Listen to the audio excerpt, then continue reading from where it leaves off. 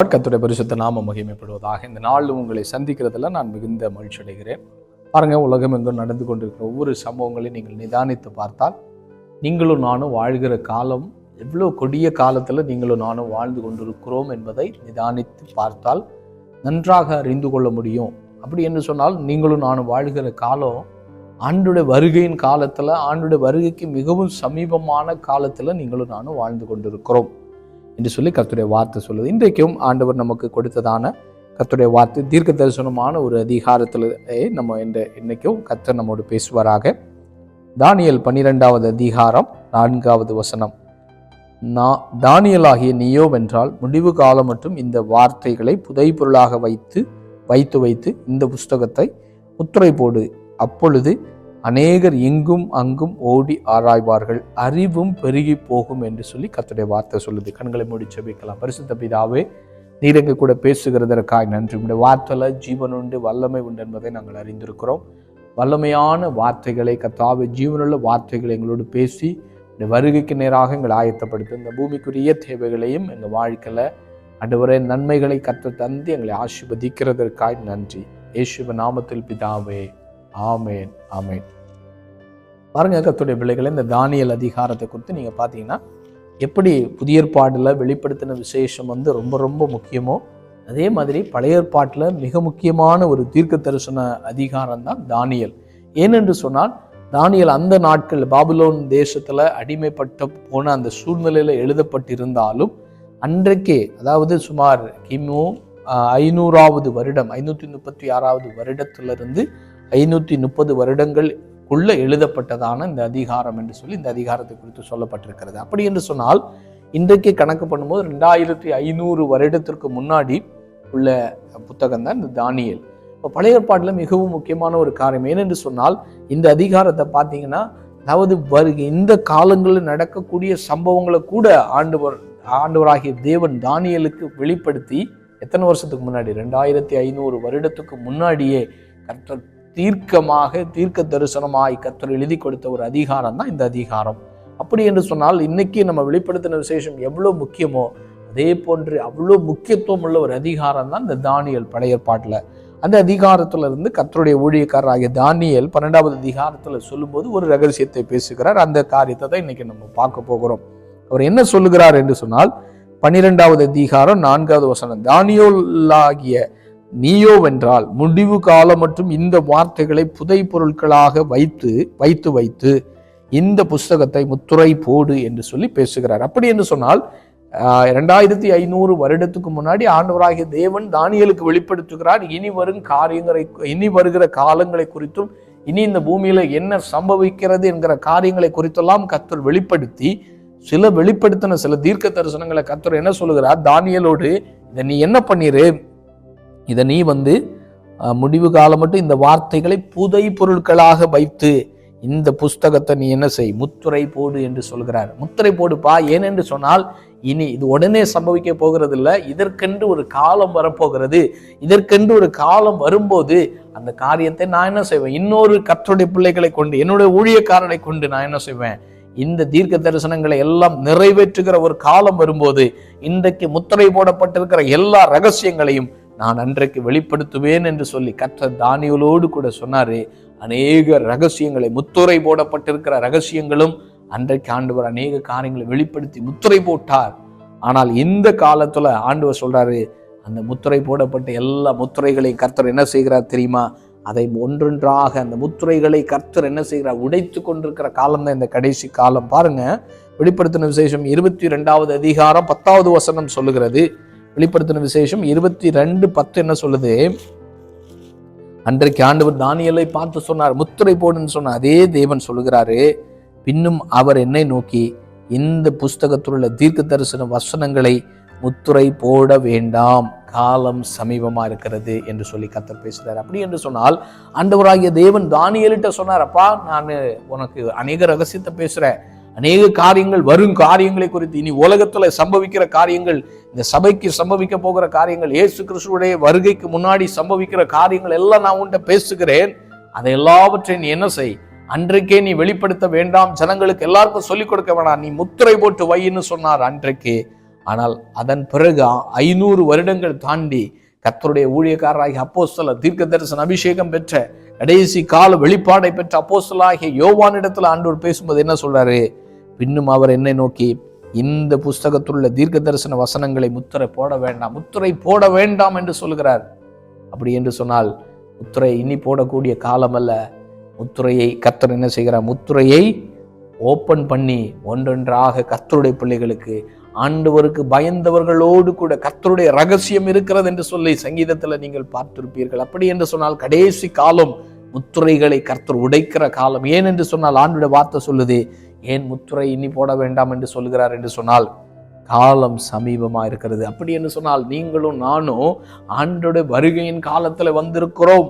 ஆண்டோடைய ரகசிய வருகைக்கு நேராக இந்த உலகம் மாறிக்கொண்டிருக்கிறது. உலகம் எங்கும் சம்பவிக்கிற காரியங்களை நீங்கள் அறிந்து கொண்டால் நலமா இருக்கும். அன்புக்குரிய கர்த்தருடைய பிள்ளைகளை, இன்றைக்கு ஆண்டவர் உங்களையும் என்னையும் பார்த்து சொல்கிறாரு, அநேக ரகசியங்களை உலகத்தில் அநேக தீர்க்க தரிசனங்களை ஆண்டவர் முத்திரித்து வைத்திருந்த காலம் ஒன்று. ஆனால் இந்த காலத்துல நீங்களும் நானும் வாழ்ந்து கொண்டிருக்கிற 21ஆவது நூற்றாண்டுல வாழ்ந்து கொண்டிருக்கிற சபையே, கர்த்தருடைய ஊழியக்காரர்களே, கர்த்தருடைய பிள்ளைகளை ஆண்டவர் தீர்க்க தரிசனத்தின் முத்திரைகளை கர்த்தர் என்ன செய்கிறார்? ஒன்றொன்றாய் உடைத்து அந்த ரகசியங்களை கர்த்தருடைய ஊழியக்காரர்களோடு கூட கர்த்தர் பேசி கொண்டிருக்கிற காலம் தான் இந்த கடைசி காலம் என்று சொல்லி கர்த்தர் சொல்லுகிறார். அன்புக்குரிய கர்த்தருடைய பிள்ளைகளை, அப்படியானால் இந்த தீர்க்க தரிசன வசனங்களை கேட்பதற்கு உங்களுக்கும் எனக்கும் ஆசை இருக்கிறதா? தீர்க்க தரிசன வசனங்கள் மேல உங்களுக்கும் எனக்கு ஏக்கம் இருக்கிறதா என்று ஆண்டவர் சொல்கிறார். ஏன் என்று சொன்னால் பாருங்க, இன்னைக்கு உலகத்துல நடக்கிற சம்பவங்கள் நமக்கு பார்க்கும்போது யதார்த்தமாய் நடக்கிறது போன்றுதான் தோன்றும். ஏதோ உலகத்துல சம்பவங்கள் எல்லாம் நடக்கிறது, எல்லா காலங்களும் நடந்தது, முதல் நூற்றாண்டில் நடந்தது, இந்த 21ஆவது நூற்றாண்டில் நடந்து கொண்டிருக்கிறது. இதுல என்ன வித்தியாசம்? அன்றைக்கு பழைய ஏற்பாட்டிலிருந்து யுத்தங்கள் நடந்தது, இன்றைக்கு நமக்கும் யுத்தம் உலகத்துல நடந்து கொண்டிருக்கிறது. அதற்கும் இதற்கும் எந்த வித்தியாசமும் இல்லை. அன்றைக்கு நடந்த மாதிரி தான் இன்றைக்கும் யுத்தம் நடக்கிறது. அன்றைக்கு கொள்ளை நோய் வந்தது, இன்றைக்கும் கொள்ளை நோய் வந்தது என்று சொல்லி அநேகர் என்ன செய்யறாங்க? கிறிஸ்தவர்கள் கூட இப்படி அசால்ட்டாக பேசி கொண்டிருக்கிறத நான் பார்த்திருக்கிறேன். ஆனால் கர்த்தருடைய பிள்ளைகளை, இந்த கடைசி காலம் தீர்க்க தரிசனத்தின் முத்திரை ஒரு காலத்துல ஆண்டவர் சொன்னார், தானியேலை பார்த்து சொன்னார், தீர்க்க தரிசனத்தை முத்திரை போடும்படிக்காய் சொன்னார். ஆனால் வெளிப்படுத்தின விசேஷம் வரும்போது ஆண்டவர் சொன்னார், இனி நீ என்ன செய்யாத, இனி தீர்க்க தரிசனங்களை முத்திரை போட வேண்டாம். ஏனென்று சொன்னால் என் ஜனங்களோடு, என் பிள்ளைகளோடு எனக்காக வாழ வேண்டும் என்று சொல்லி யாரெல்லாம் விரும்புகிறார்களோ அவர்களுக்கு அதை நான் வெளிப்படுத்துகிற காலம் தான் இந்த கடைசி காலம் என்று சொல்லி ஆண்டவர் முத்திரைகளை வெளிப்படுத்தும்படிக்காக ஆண்டவர் யாரோடு பேசுகிறார்? யோவானையாவோடு கர்த்தர் பேசுகிறார். நீ முத்திரை போட வேண்டாம். ஏனென்று தெரியுமா? அந்த 22:10 நம்ம படித்தோம், காலம் சமீபமா இருக்கிறது. அப்ப எந்த ஒரு மனிதனுக்கு ஆண்டவருடைய வருகை சீக்கிரம் என்பதை அறிந்து கொள்ள முடியும்? எந்த ஒரு மனிதனுக்கு இந்த உலகம் கடைசி சுற்றுகிறது என்பதை யாருக்கு அறிந்து கொள்ள முடியும் தெரியுமா? இந்த தீர்க்க தரிசனத்தை யாருடைய வாழ்க்கையில அந்த தீர்க்க தரிசனங்களுடைய முத்திரைகள் உடைக்கப்பட்டு அந்த முத்திரையை நீங்க காண்கிறீர்களோ, அந்த தீர்க்க தரிசனத்தின் ரகசியங்களை எந்த ஒரு மனிதன் வாஞ்சித்து அதை அறிந்து கொள்ள விரும்புகிறானோ அவனுக்கு மட்டும்தான் அறிந்து கொள்ள முடியும். நீங்களும் நானும் வாழ்கிற காலம் கடைசி காலம் என்பதை சும்மா உலகத்துல இருக்கிற அநேக கிறிஸ்தவங்க இருக்கிறாங்க, ஆனால் அவர்களால கண்டுபிடிக்க முடியாதுங்க. ஏன் கண்டுபிடிக்க முடியாது அப்படின்னா, அவங்களுக்கு அந்த முத்திரை இன்னும் அவங்களுடைய கண்களுக்கு நேராக, அவங்களுடைய ஆவிக்குரிய கண்களில் அந்த முத்திரை இன்னும் என்ன செய்யலை? ஓப்பன் ஆகலை. அவங்களுடைய கண்கள் இன்னைக்கும் அடைக்கப்பட்டு தான் இருக்குது. அவங்களுடைய ஆவிக்குரிய கண்கள் இன்னும் திறக்கப்படாமல் இருக்கிறபடினால அந்த ரகசியங்களை அவங்களால கண்டுபிடிக்க முடியல. ஆண்டவர் இன்னும் முத்திரையை உடைக்க சொல்லி இருக்கிறார். முத்திரையை கர்த்தர் என்ன செய்கிறார்? முத்திரை போட வேண்டாம் என்று சொன்ன அந்த ஆண்டவருடைய வார்த்தை அவங்களால என்ன செய்ய முடியல? இன்னும் அதை அறிந்து கொள்ளவோ, இன்னும் அந்த ரகசியத்தை பெற்றுக்கொள்ள முடியாதபடிக்கு இன்னைக்கு அநேக கிறிஸ்தவர்கள் ஆவிக்குரிய மந்தமான சூழ்நிலையில இன்னைக்கு வாழ்ந்து கொண்டிருக்கிறாங்க. ஆனால் ஆண்டவர் இதை இன்னைக்கு ஆன்லைன்ல யூடியூப் மூலமாக இந்த செய்தியை கேட்டுக்கொண்டிருக்கிற கர்த்தருடைய பிள்ளைகளை, இந்த கடைசி காலத்துல ஆண்டவர் சொல்கிறாரு, அநேக தீர்க்க தரிசனங்கள் மூலமாக அநேக தீர்க்க தரிசனத்தை உங்களுக்கு முன்னாக ஆண்டவர் பேசுகிறதான அநேக தீர்க்க தரிசனங்கள், வேதத்துல சொல்லப்பட்ட அநேக தீர்க்க தரிசனங்களை ஆண்டவர் முத்திரை போட வேண்டாம், அதோடைய ரகசியங்களை வெளிப்படுத்தணும்னு சொல்லி கர்த்தர் விரும்புகிறாருங்க. இப்போ நீங்களும் நான் என்ன செய்ய வேண்டுமாம்? ஆண்டவருடைய வார்த்தை இப்படியாய் சொல்கிறது, படித்து பாருங்க. யோவானாகிய கர்த்தருடைய ஊழியக்காரர் வெளிப்படுத்தின விசேஷத்துல 1வது அதிகாரத்துல வெளிப்படுத்தின விசேஷத்தில் சொல்லப்பட்ட வார்த்தை தான் 1வது அதிகாரம் 3வது வசனம். இந்த தீர்க்க தரிசன வசனங்களை வாசிக்கிறவனும் கேட்கிறவனும் இதிலே எழுதியிருக்கிறவைகளை கை கொள்ளுகிறவர்களும் பாக்கியவான். காலம் சமீபமாக இருக்கிறது. அன்புக்குரிய கர்த்தருடைய பிள்ளைகளை, இந்த தீர்க்க தரிசனங்கள் முத்திரை போடாதபடிக்கு ஆண்டவர் சொல்றாரு, முத்திரை போட வேண்டாம். ஏனென்று சொன்ன என் பிள்ளைகளோடு நான் பேச விரும்புகிறேன்.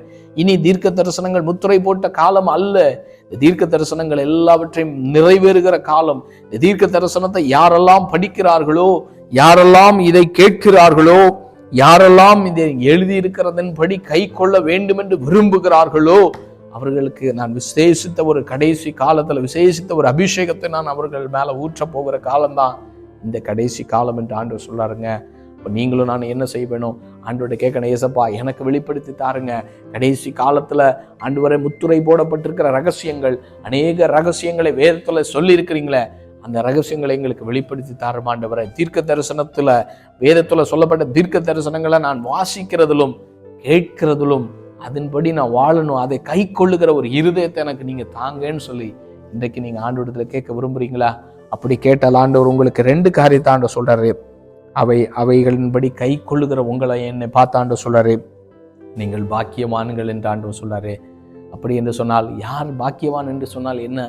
ஆசீர்வதிக்கப்பட்ட ஒரு மனிதன். அப்ப ஆண்டவர் சொல்றாரு, கடைசி காலத்தை குறித்து அறிந்துகிற மனுஷனை பார்த்து, கடைசி காலங்களை குறித்த தீர்க்க தரிசனங்களை அறிந்த மனுஷனை பார்த்து ஆண்டவர் சொல்றாரு, நீ தான்ப்பா பாக்கியவான்.